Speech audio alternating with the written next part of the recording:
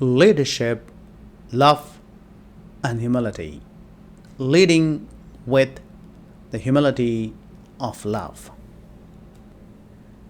The scripture reading for this Sunday from Malachi, Thessalonians, and Matthew chapter 23 presents us with a profound message about the essence of authentic leadership, the call to humility, and the impact of our actions on those we serve.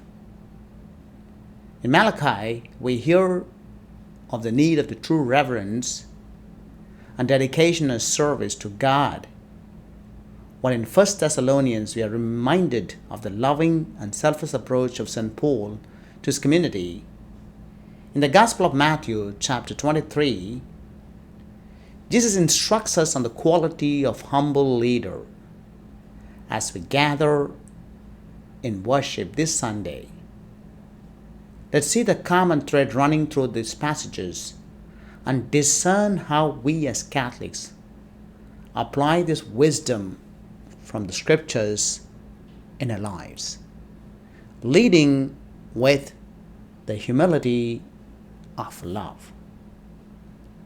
The challenge of authentic leadership from Malachi speaks of the critical importance of genuine reverence in a service to God.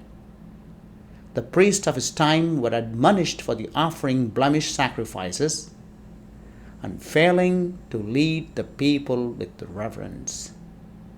This challenge echoes through the ages, reminding us as the leaders, both in the church and our own spheres of influence, we are called to exemplify sincerity and integrity in our service to God and others. The loving model of St. Paul in 1 Thessalonians chapter 2.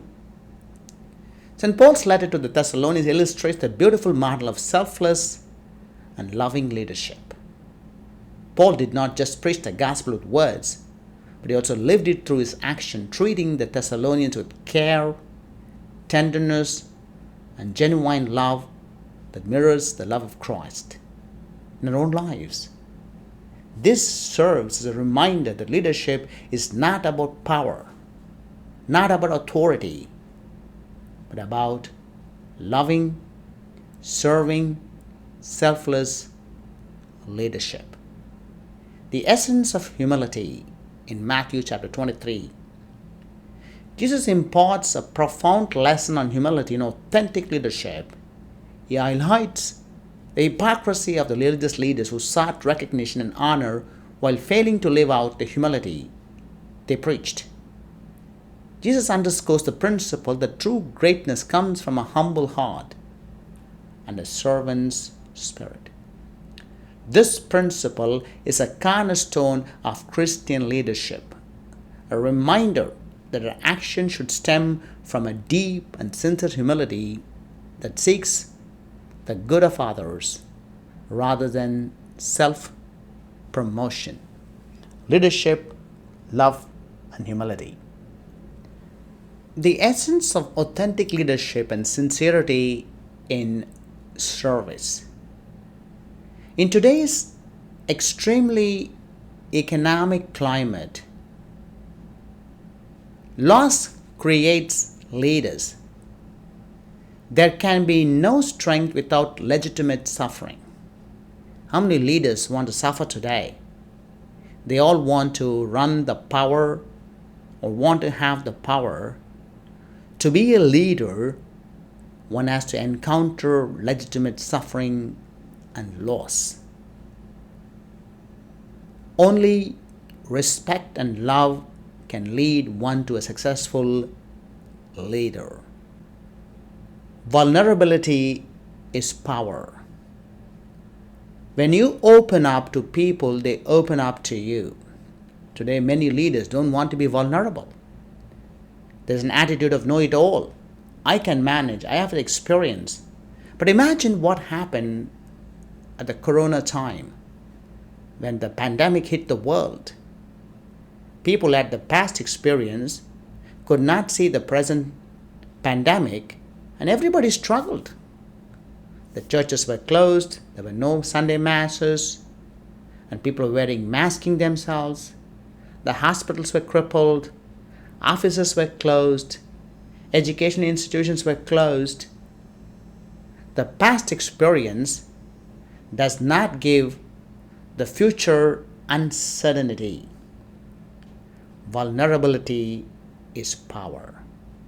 When a leader opens up to people, they open up to everybody. Part of authentic leadership is giving is getting. The more a leader offers to others, more they will get it back. From the Gospel of Matthew 23, 1 to 12, the essence of authentic leadership, the call to humility that impacts our actions on those we serve. When there is a sincerity in service and love in action, and there is a humility in leadership.